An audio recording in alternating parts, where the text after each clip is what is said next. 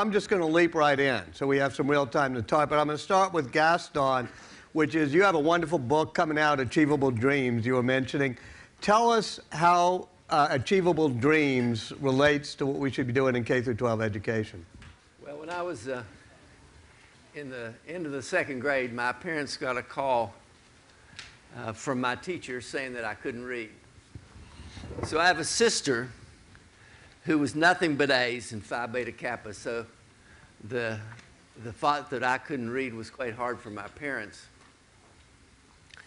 But rather than talk about what was wrong with me, they began to think about how they could make it right.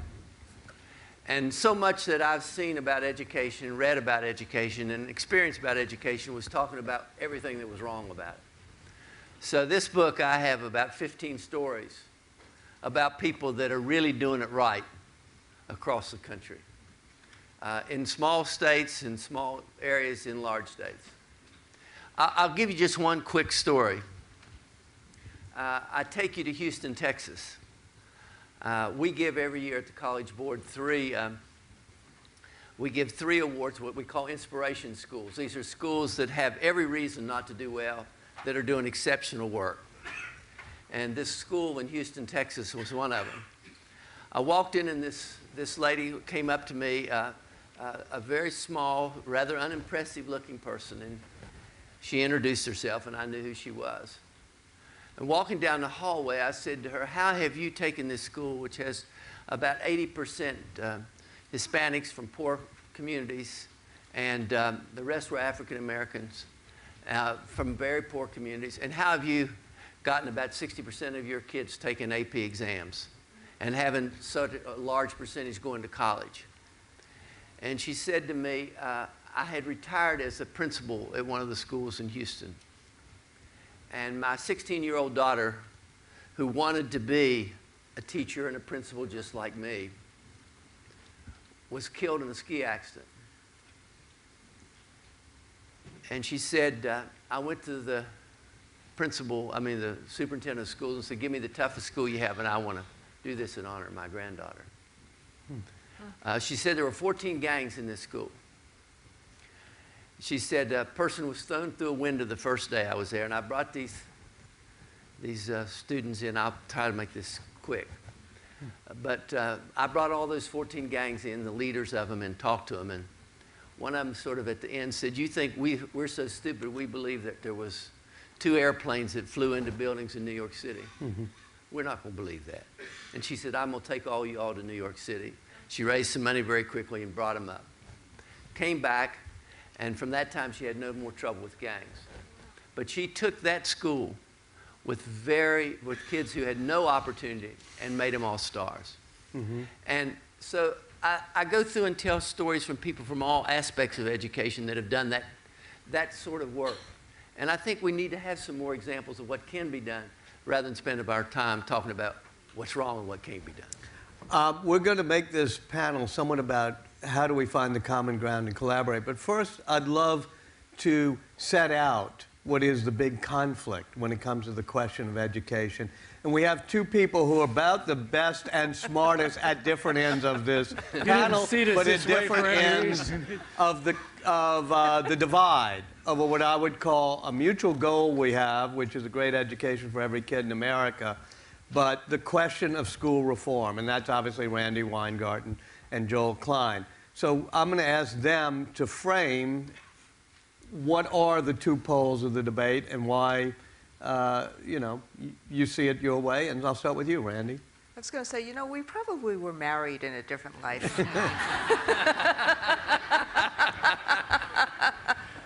For the first time ever, you've left me totally speechless. That was a proper response, Joel. So, look, we have... There's a wonderful Alexander Wolcott line when something like that hit him.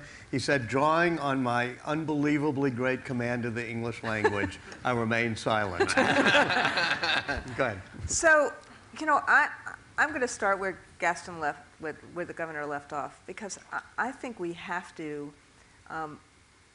we have a bunch of objectives in terms of public education these days. And given we clearly have to help prepare kids, all kids, not some kids, for the global economy that we find ourselves and themselves in.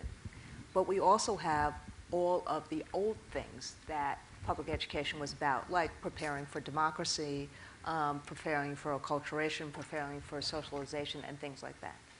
And so the best example, or the person who has best talked about what our challenges are, I think, is a guy by the name of Andreas Schleicher, who is essentially the brainchild behind a lot of what the OECD does.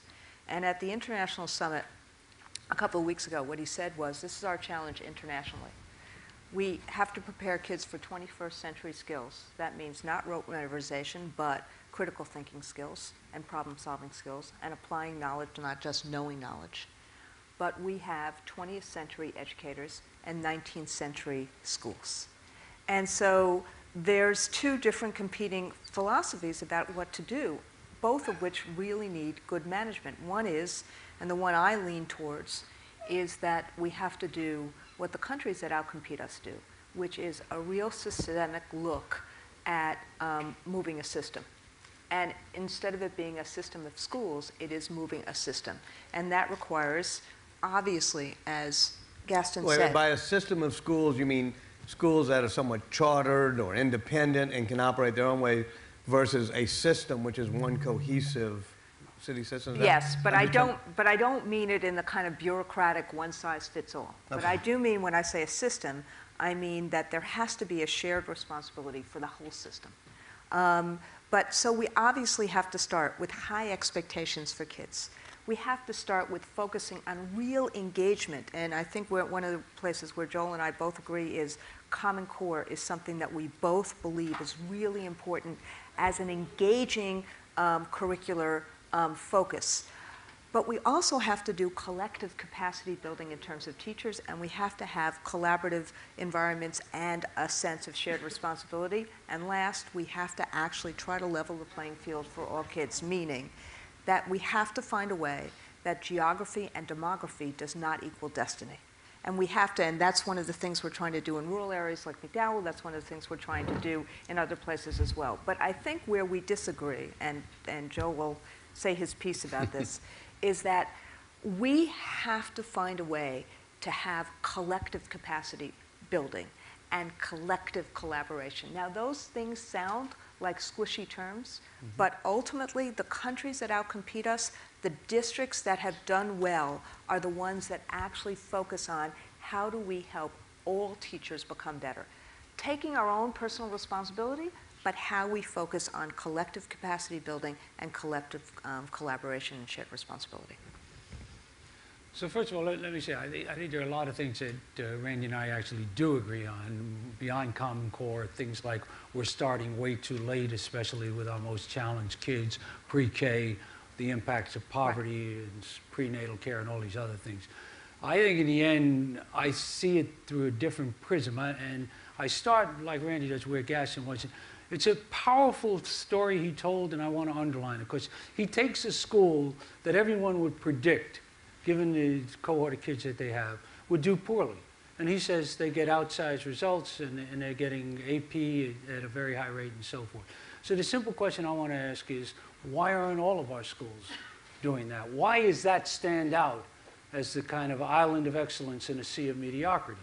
And to me, I believe the answer lies in the fact that K-12 in America is built on a model that basically undermines professionalism in teaching, because we basically salute seniority at the expense of excellence, and undermines innovation because it's run by chancellors or superintendents who have to make rules for the whole system, and it's the most rule-based thing, starting with the bureaucracy, going through the union contract, all the state laws and the federal laws. And if you haven't read Phil Howard on his stuff, it's worth reading. And to me, I think we need a different model. And the model, which I think where Randy and I disagree, is I think we need a model in which fundamentally the school becomes the unit that matters. We empower parents with choice. Everyone in this room insists on choice for your kid. We should allow it to all kids, including those kids with the greatest challenges. I find the model in New Orleans to be particularly powerful, and I think it's going to get sustained long-term results. Walter was critical in helping to develop that. And the last point I make in comparison is, for all of the problems, and we'll get to post-secondary school, America's system of colleges and universities is still seen as the best in the world. And our system of K-12 is not, and nobody disputes that. And that's, to me, because we grew up our system of post-secondary on a choice, competition, no restraint model, not run by central headquarters. And K-12 is still run by dictate and fiat, and I don't think that'll work. So, Randy, should we allow parents to have choice? Well, parents should have the broadest possible choice. Parents should have real choice. But one of the real choices has to be a good neighborhood school.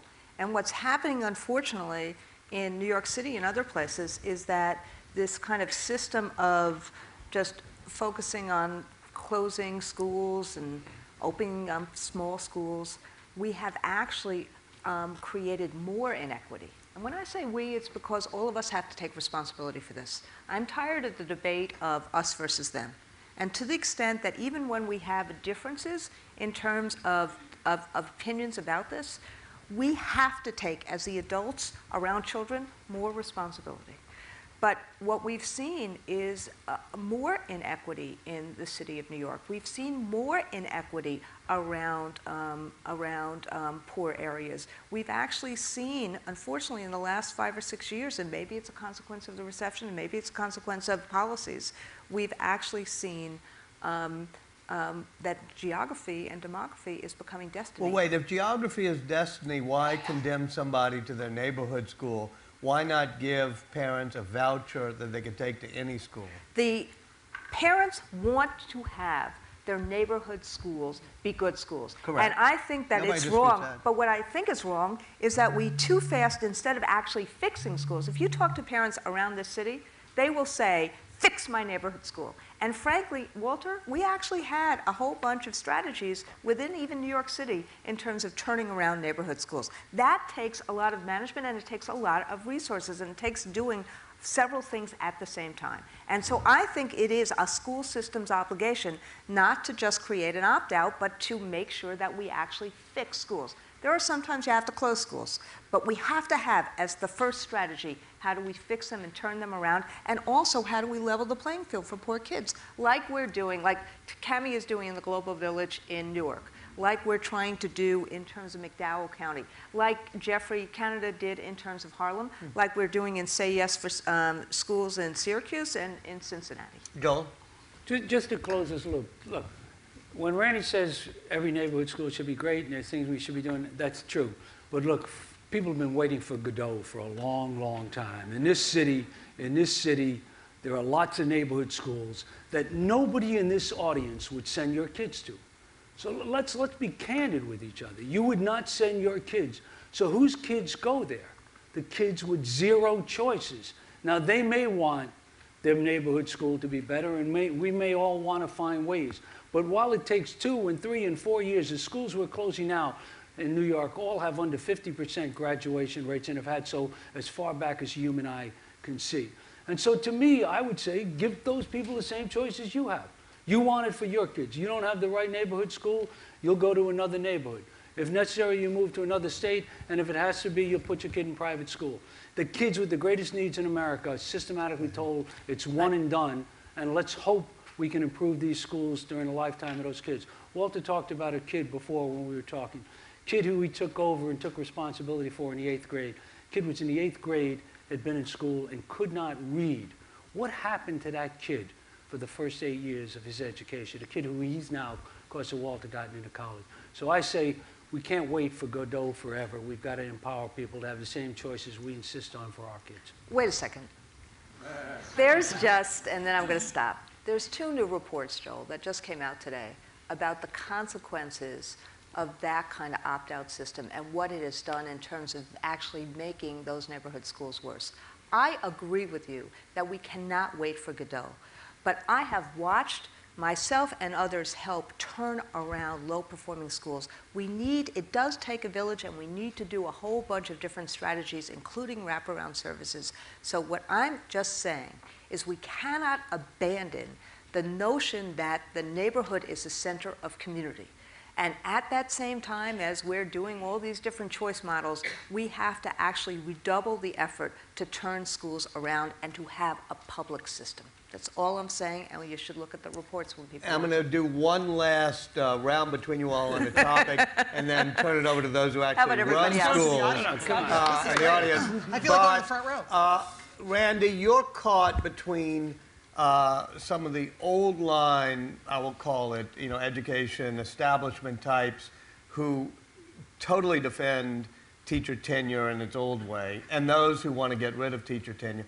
And you've tried to come up with, I think, a middle ground in terms of evaluations at work. Why don't you explain that, and how far should we go to holding teachers accountable when this kid like Troy that I know in New Orleans is in 8th grade and doesn't read? Look, so I think there's 3 answers to this. First off, I actually always bristle when someone thinks that I'm just walking a line. I do feel sometimes like I'm walking a line, but ultimately, if we're not about, as a trade union, as a labor union, we've always been about fairness. That was always our job, to make the system fairer for the people we represented. But we have to be about a lot more than that. And what our union is about these days is we're about quality. Quality first, fairness second. In some ways, that's what the UAW is about, and you see that in terms of GM. In some ways, that's what the building trades are about these days. Can I ask you real quickly, do you see that as a distinction between the American Federation of Teachers, your union, and the NEA, the other education teachers union? I'm only going to talk for myself. So that means yes. So, and I think that the NEA has done a whole bunch in this regard as well, but I can really only speak for ourselves. Okay. And so one of the things we did, and we actually looked ourselves in the mirror and said, often on the third rail of tenure, what would come out of our mouths was that, we have to make sure that there's fairness, and it's managers who manage. Well, you can't really have it both ways. Meaning, if you really believe in teacher professionalism, then you have to be about making sure that the people that you represent are the best they can be.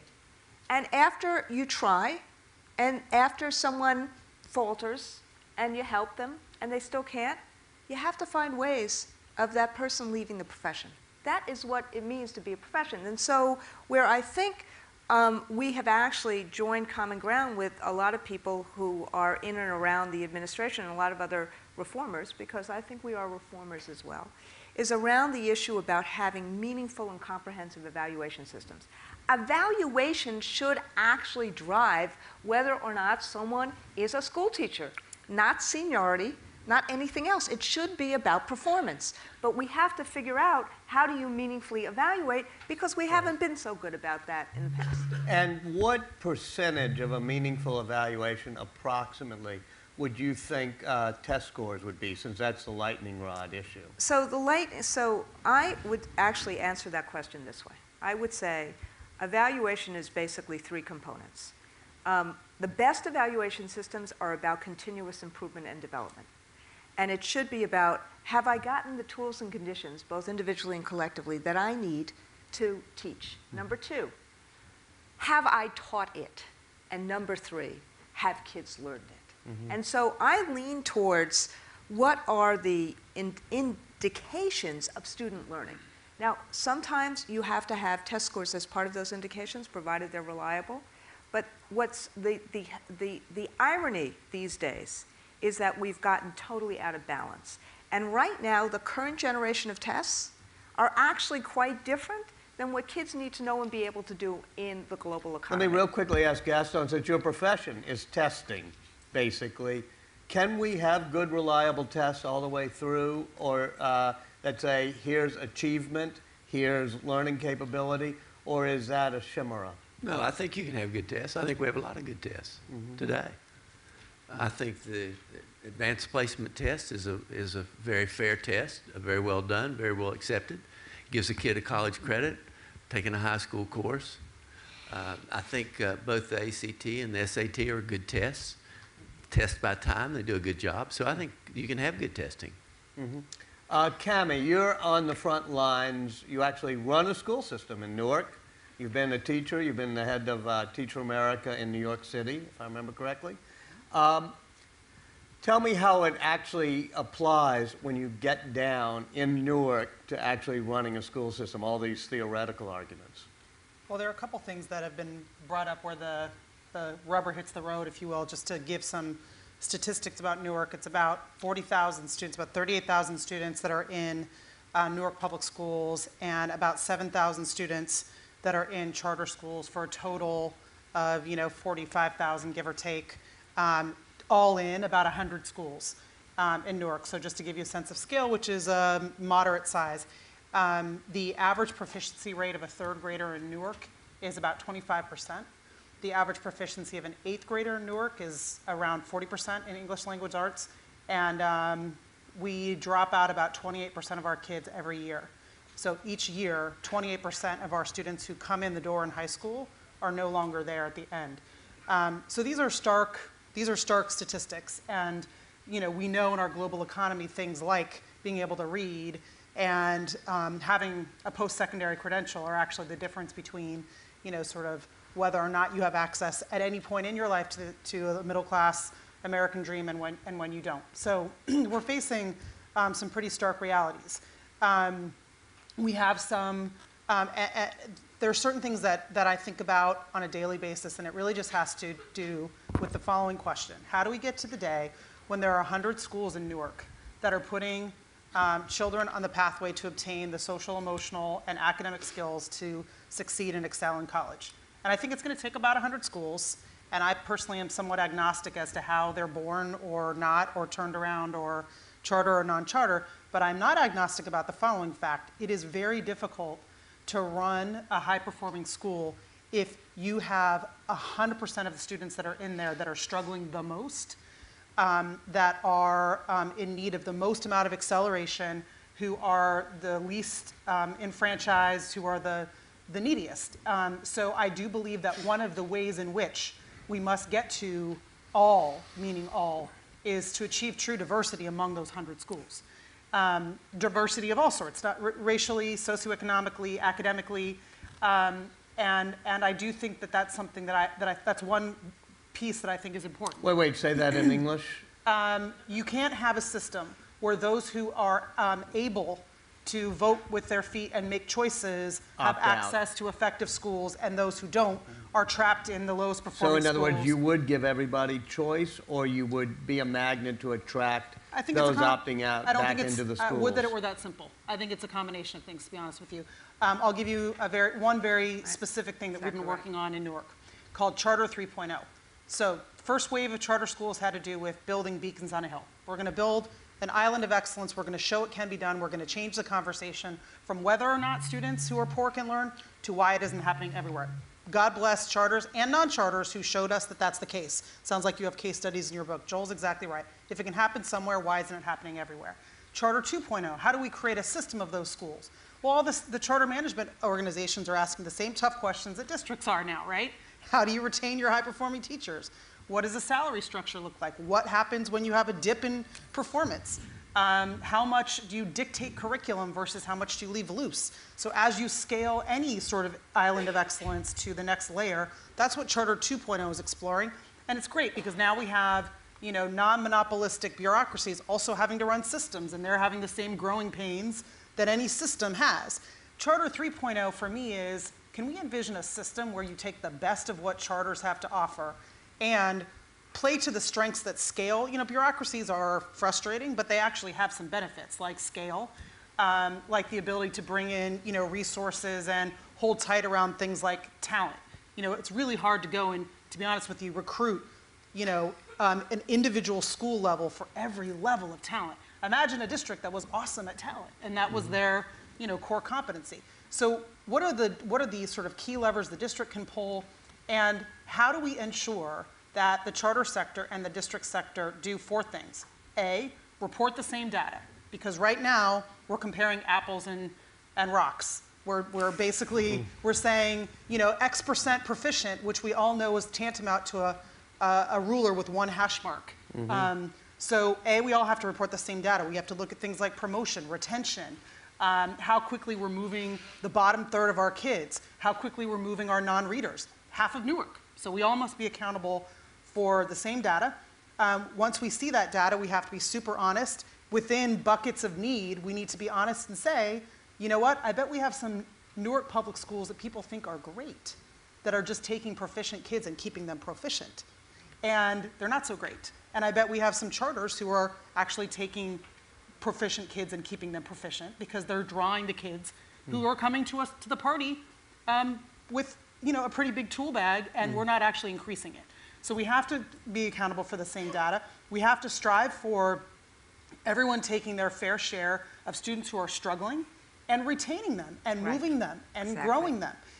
We have to not consider this a zero-sum game. It's not, if someone figures out how to do early childhood literacy down the street, who cares if it's charter or non-charter?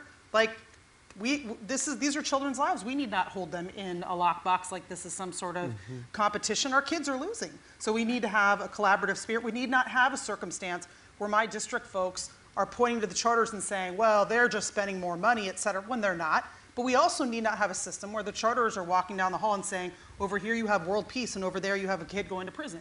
So we must change the conversation. And Charter 3.0 is a vision we're working towards where we basically try to say, what do all of the charter entrepreneurs bring? And how can we maximize that to lift up an entire city while we also maximize what the district brings? And it cannot become a tale of two cities. It will not be success. The same thing's happening in our high schools, and this has nothing to do with charters. We have 5 comprehensive high schools. We have 5 magnet schools. And those magnet schools are getting smaller and smaller and smaller. They're getting less African American, less Latino, less poor, and they're getting more kids into college. And the comprehensive high schools are getting larger and larger and dropping out more and more kids. What are you doing with the Mark Zuckerberg money? I'm going to Hawaii tomorrow. Oh, good. He made it sound like he wrote me a check. Yeah. Well, it's a matching grant, so a lot of those resources have not been spent because the match hasn't been achieved. So far there have been 3 main investments as a result of the match, but not a lot of the resources are in play yet because the match has to be achieved. One has been a teacher innovation fund, which is something I was very passionate about, where we gave to educators who wanted to increase student achievement, codify promising practices, and build a groundswell of ideas at the school level. We're able to get $10,000 to do sort of school-based projects, so that was one. The second is some new school models that were grown at the high school level, and the resources gave monies to that. And the third is actually helping us to grow our talent prowess, our ability to recruit, select, coach, train leaders and teachers. We have to talk about leader training and teacher training together.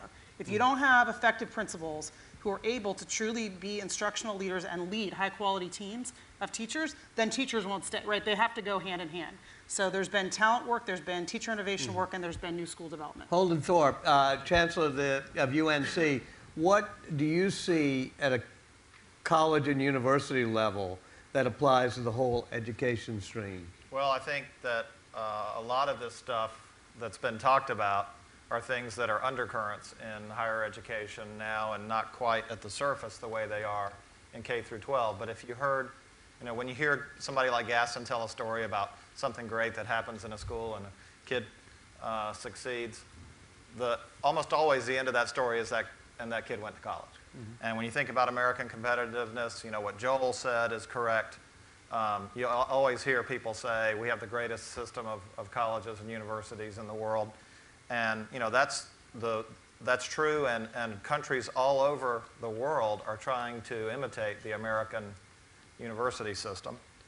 And the economic benefits of going to college have never been more pronounced in terms of wages for college graduates compared to high school or high school dropouts in terms of the employment rate.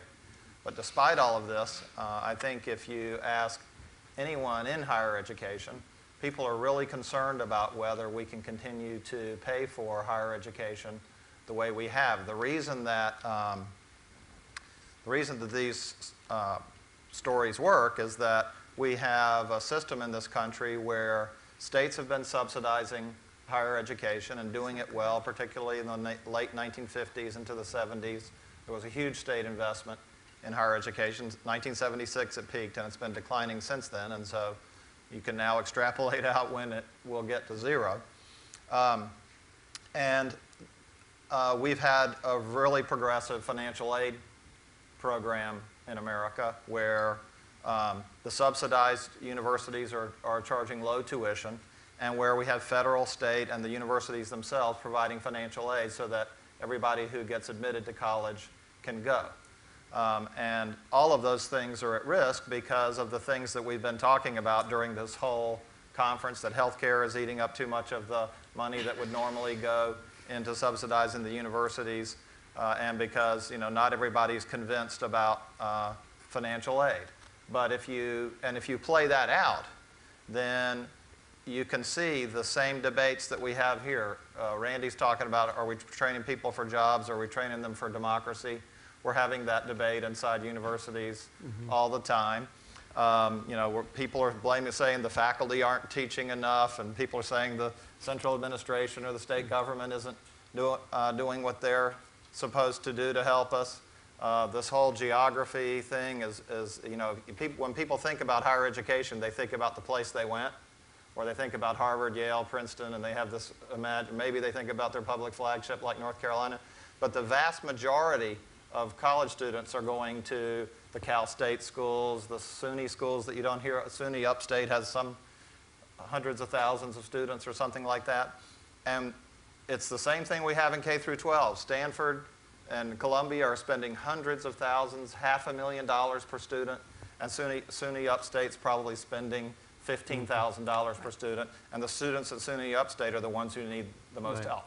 I'm going to ask one last question for the whole panel and then go to the audience. We'll have more time for questions than usual. And the question builds off of something Randy said, which is we're using 19th century model of schools. And I'd almost protest because my friend Ben Franklin's bust is out there. He invented the academy in 1740. 24 kids lined up in desks, a teacher up front giving a lecture. If he walked into a classroom today, he'd say, yeah, that's exactly what I invented in 1740, hadn't changed a bit. How should and will the schools look 20 years from now with the advent of technology and maybe new ways of thinking of how we teach collaboratively, what a teacher is supposed to do? How will we reinvent the school model, or should we reinvent it? Randy, first. Well, first, I think we have to reinvent the school model. At the end of the day, though, the magic, the engagement, is always going to be between teacher and kids. Technology is a really important and powerful force in lots of different ways, some of which we know about today, some of which we don't even, today we don't even know about it. Will the function of the teacher mainly to be the lecturer the way it is now? I think the function of the teacher being the lecturer, in a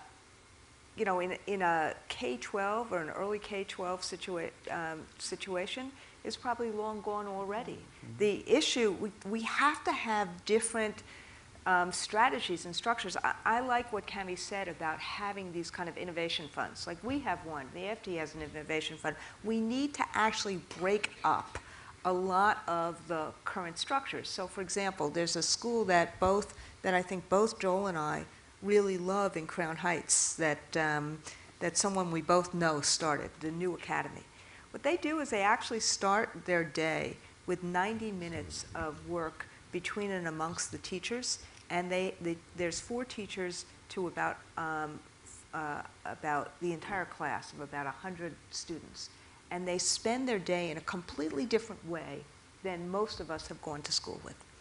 But the engagement is there. The kids are working in teams, they're working together, they're working with different teachers. There's a different level of engagement and there's a different level of professional development. Now, the question becomes, can we actually create these new models within the public space? And what I also liked about what Cami said is that if you start looking at incubators and then thinking, you take stories like Aspen's and you say, okay, how do we replicate this? Or how do we deconstruct what happened to see how we can systemize, how we can sustain, how we can scale up? That's the name of the game these days. What practices really work? How do you differentiate instruction needs of kids? What practices really work? And then how do we sustain and how do we scale up? Cami, talk to me about how you're doing that, specifically with reference to things like Drop the Chalk, which is a company sort of that basically says what it says, which is teachers shouldn't be there on the chalkboard with the chalk, or School of One, which is here in New York? So data, curriculum, and student engagement are the three ways that technology should be enabling the next frontier. Although I have to admit, I'm a teeny bit depressed at how slowly, compared to how they're doing so in other industries. Yeah. So data being just the ability to have real-time feedback about whether or not a kid's getting it. So as a teacher, right, you're doing your thing, I was a theater person, a Montessori person, I sort of reject the idea that chalk and talk was ever successful.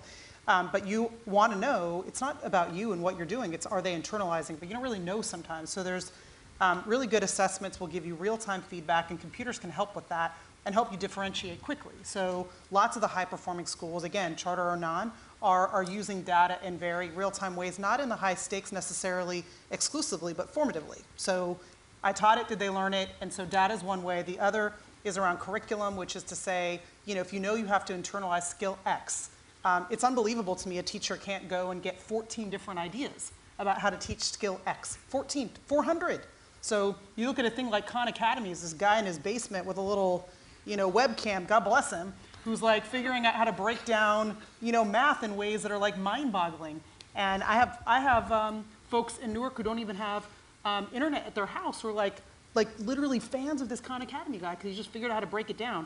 So curriculum is once we know the what, which the Common Core is helping us to define, the internet and technology should help us figure out the how. You should be able to go and say, if I want to teach multiple digit multiplication, what are the 14 ways that people have found most successful? And look at the 5-star rating from this teacher. And this got 2 stars on engagement, but 5 stars on, internalization. So curriculum, and then student engagement. I worked most of my career with kids who had really been off the rails. I had a kid, my first day, who would push the desk out of the 3rd floor window. And I've only ever worked with those students who actually, for whatever reason, had decided they didn't actually like what was going on in their classroom and were displaying that in their behavior choices. So those kids are awesome. They literally, the simple fact of meeting them in a different space should push all of us and all adults to think about, if that is a strength and a place where they are their best selves, well, then it is incumbent upon us as educators to figure out how we then utilize those tools to bring out the best in our kids. So in all three ways, in data, in curriculum, and student engagement, when I think about other sectors who have actually progressed in those areas, and I think about how we've taken a bunch of textbook and stuck them online at best, I'm like, come on, we need some entrepreneurs. Like, this so is like... let me just say that, yeah. and I wasn't going to make this announcement here. We are going to make this announcement in June.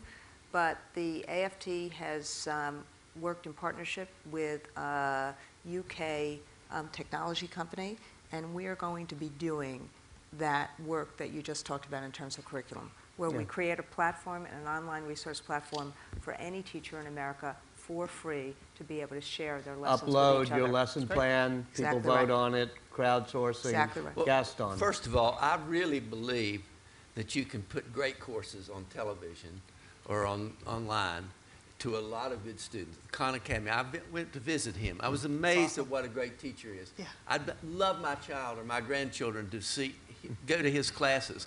Now, equally, I want a great teacher that takes it from that point on.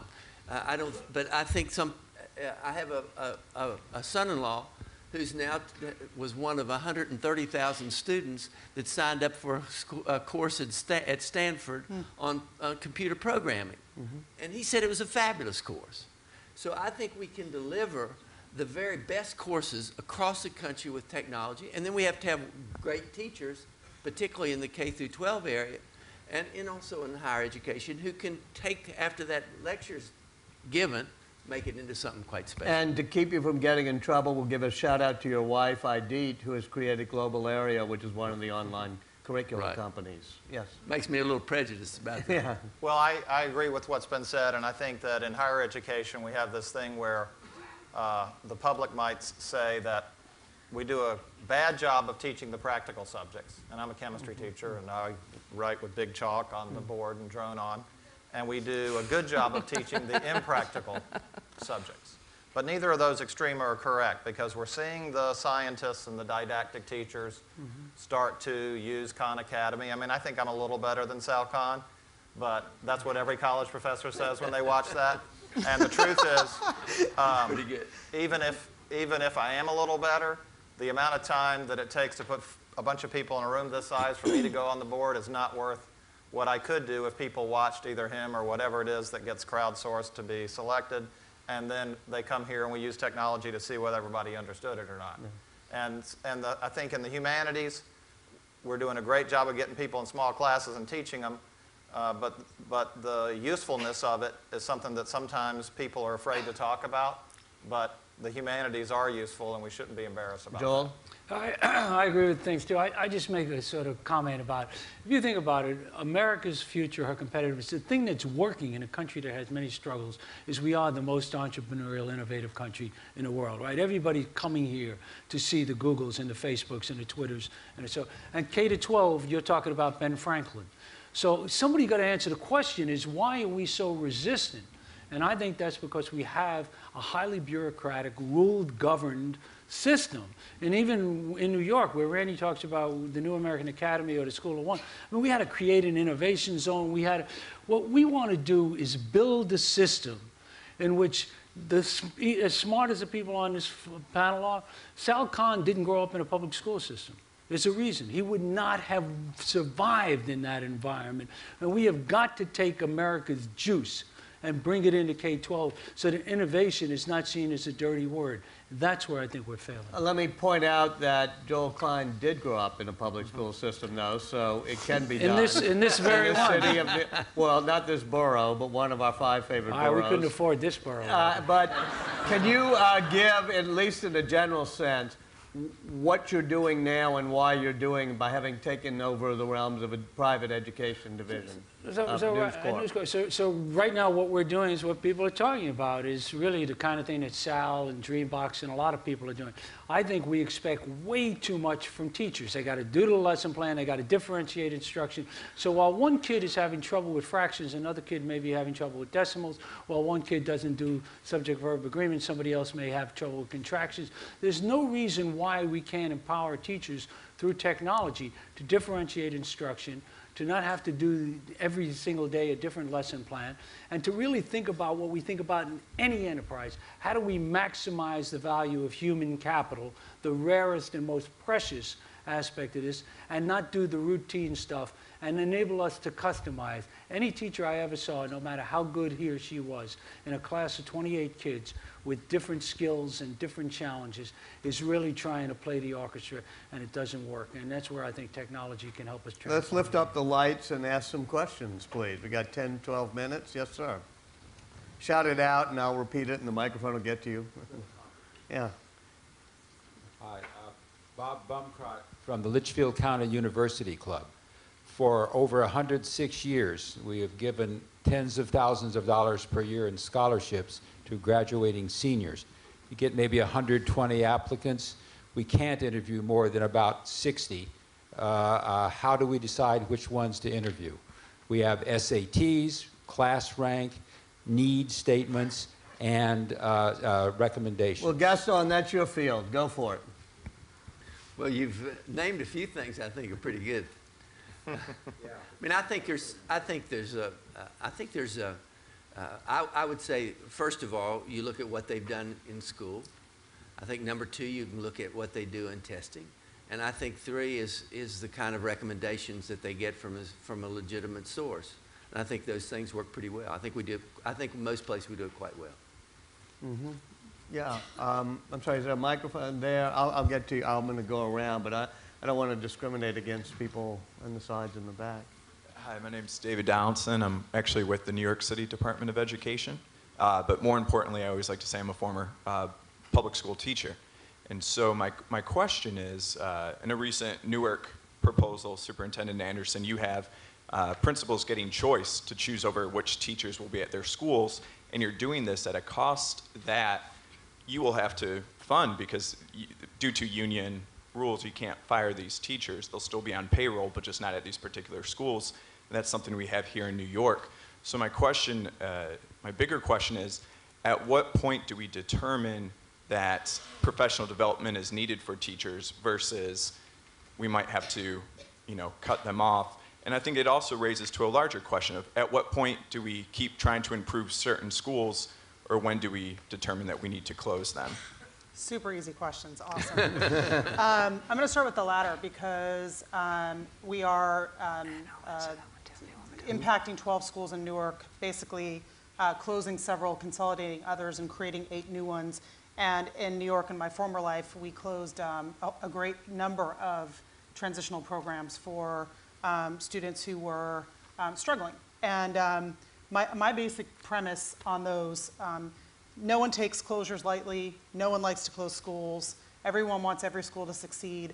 But my feeling is if you look at a school that is persistently producing results where a quarter of the kids can read year after year, not 1 year, not 2 year, 3, 4, 5 years, and there's been leadership changes, and there's been adequate resources on curriculum, and people of good faith have tried very hard, that some things I actually think are too broken to be fixed, and our kids' lives are at stake. And I just don't. I think you gotta step back and figure out how to put together the ingredients for success more quickly than they've been put together. Joel, do you want to add to that from your experience? I couldn't possibly add to that. Okay, Walter. So good schools, and what do I mean by ingredients? Ingredients are an effective leader who's empowered to pick a team according to a set of core values with the flexible resources to meet those values, and one size does not fit all, and families who are psyched for their kids to be there. Those 5 ingredients, you can't do it with 2, you can't do it with 1, Right, you can't do it with 4.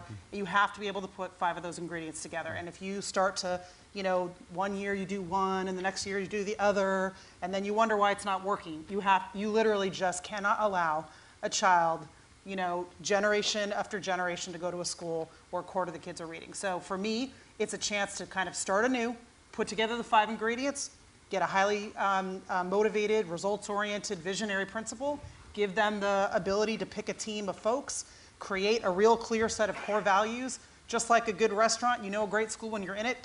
Some are formal, some are informal, some are top-down, some are not, but you know it when you're there and you have a consistently good experience, good customer service, families are happy to be there. So for me, on the closure piece, I completely understand the emotion behind it, the fact that if your grandfather went there, then it's difficult, but at the same time, some things are too broken to be fixed and tinkered around the edges. You need a fresh start, and you need the 5 ingredients of success. In terms of picking your team, this is a place where I am an athlete at heart, so let me just get non-Aspen on you for a second and talk sports, because, hey, sometimes we get a little too intellectual, Walter, here in these gatherings. Never. So, look, it's this simple. Everybody wants to be on a winning team, right? When you start winning, people start forgetting about some of the, the issues that would divide teams. People want to feel like they're playing next to someone who actually shares their commitment to winning, who shares their basic approach, who upholds their end of the bargain. And you can't say to a coach, go win the Super Bowl, I'm going to force place your offensive line and just suck it up if you keep getting sacked. Like, this is a certain kind of madness. So for me, it's simple. The unit of change, the unit of excellence, mediocrity, or failure is the school. Schools must have 5 ingredients to success. You must strive to have all 5 present as quickly as humanly possible on behalf of children.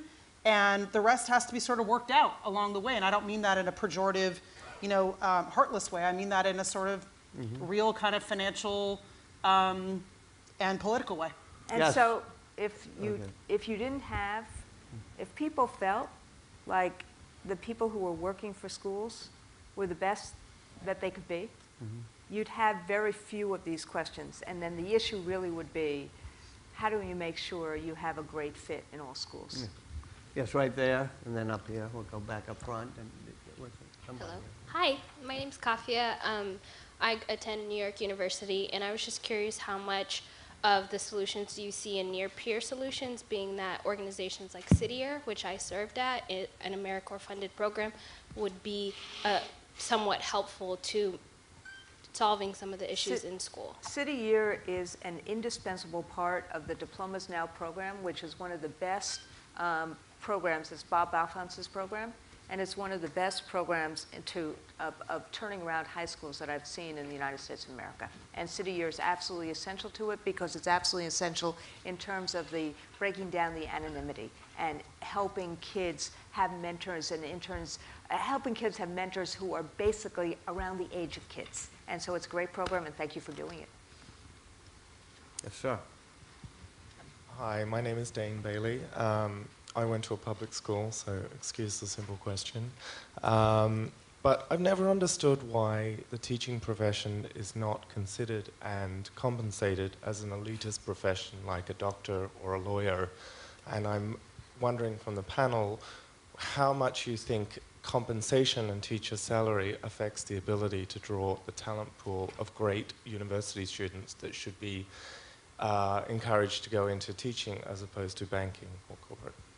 Well, I'm sorry. Yeah, Joel and Randy, 1, 2. So I would say that it's a big part of the problem. I think it's a historical reason, and lawyering and doctoring didn't grow up inside of the public sector, and it grew up in an environment where people had very different expectations, and all the issues we're talking about, putting your team together, how you evaluate people, these are all things that grew up much more indigenously in those sectors.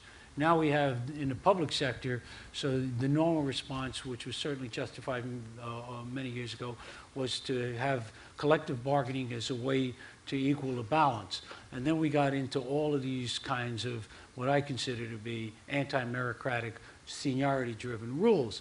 And instead, we need to change both the amount of money, the way we pay money. We need to think about this not so much in terms of trying to do this through a standardized contract, but through a much more differentiated way.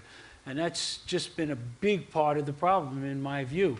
It has historical underpinnings that are understandable, but very hard to perpetuate. And unless teaching becomes professionalized, and in those countries that succeed, it's highly professionalized, where people come from the top quarter, top 10% of their college graduation classes. Unless we get there, we're not going to be able to get where we need to get. Actually, in the United States of America, half the teachers are not under collective bargaining contracts.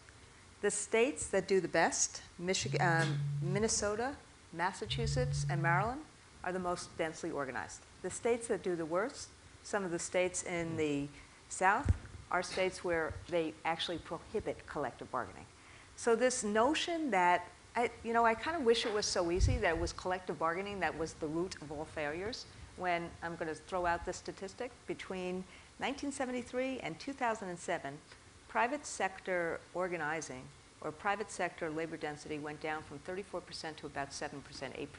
At the same time, income inequality in the United States of America went up by 40%. So what essentially happens is that collective bargaining on a macro level is a way in a capitalist democracy to create a middle-class lifestyle. But let me... Now, in terms of education, look, in terms of education, though, what we have to do is we have to lift the base. The countries that outcompete us, in Finland, Singapore, other places, the teachers are part of, are valued more, they're paid more competitively. They're not paid like investment bankers. They never will be. You need to want to make a difference in the lives of kids. But the difference is we can have a competitive base. We can also figure out how to differentiate instruction. But education in America is a public function and should be a public function, should be held accountable that way. We should have shared responsibility that way, but we have to pay it more. And the reason it isn't is because then it would be too expensive. But let me ask you, leave aside the collective bargaining aspect, but the anti-meritocratic rules, I think was the phrase Which used. is, it's just, so with all due respect, it's just wrong. And I know Joel and I will have this debate. What do you mean by it, Joel? Because, wait, let me finish. Yeah. The reason that there was a merit and fitness process in states like New York, the reason you had civil service was to try and fight against cronyism and patronage and things like that. And that's why you had a civil service and a public civil service. Now, the real issue is we need to be more nimble. Not that there shouldn't be collective bargaining contracts, but that we need to have the nimbleness that a lot of us are talking about here. There needs to be more differentiation. There needs to be more entrepreneurial zeal. There needs to be more innovation. But at the end of the day, we have to treat teachers fairly. And we have to give them the tools and conditions that they need. And teachers will tell you, virtually to a one of them, maybe some people accept it, that the more pressure that's on them, the more they really want and need collective bargaining contracts that focus on quality but also focus on fairness. Anybody want to add to that, or Joel? Look, it's, again, take the most simple thing. You don't pay for merit, period. You pay for seniority. That's the thing that you pay for. So you can be the great, you know, when you write the Steve Jobs biography, you bring in different royalties from my latest book. It's just the way the market works, and that has an impact. So, no, but people are laughing, but it's, you can be the greatest math professor in the world, aside from the fact that you couldn't teach in a high school in New York. If you came and you taught in a high school in New York, you get a first-year salary no matter what. And if I wanted to pay you more because I thought you could mentor 1,000 teachers, it wouldn't work. Second of all, I used to say this every year, I'm short every school. Cammie's short. Every school in the district in America, in a large urban district, is short math and science teachers. We've got a chronic STEM problem in America. You can't get enough math and science teachers, but you can't pay math and science teachers differently from what you pay other teachers. If they did that at the university world, and they paid everybody in every subject matter the same amount based on seniority, it would start to erode universities. Actually, that's not true, Joel. And there were many things that you and I actually did to try to address that. But what you're not being fair about is the, what also happened in New York and other places about pattern bargaining. So many, many times we've said we should pay teachers more. And what would essentially happen in a city like New York is you cannot pay teachers more than you pay police officers or firefighters or the people who work for the city because of pattern bargaining. So let's just be a little bit more honest about what has happened here and in places like this. I'm gonna have to cut this off in a second. We are over time. Neither one of us are going to regret that the narrative would be we would reach collaboration by the end, and somehow we reached dissent by the end. Last words. No, we never once talked about it, and I've never heard any teachers union in America say and get out there and say it'd be great if they did. We should be paying math and science teachers significantly more. That we should be paying the greatest teachers significantly more. And I agree that teachers generally are underpaid. But until you reward merit, you don't get it. You know, you talk about lawyers, doctors, stuff like that, right? Nobody I know ever wants to go to the most long-serving lawyer. They want to go to the best lawyer. They don't want to go to the longest serving. Experience. They don't want to not have experience. Right. But I do think you're right that we have to really think about compensation very differently. We have to think about having a real competitive pay base and then differentiate for things that we really, really need. And whether it's career ladders or whether it's other kinds of things, we really should have some of those models, and we're seeing some of those models in the United States. Randy, Cammie, Gaston, Holden, Joel, thank you all very much.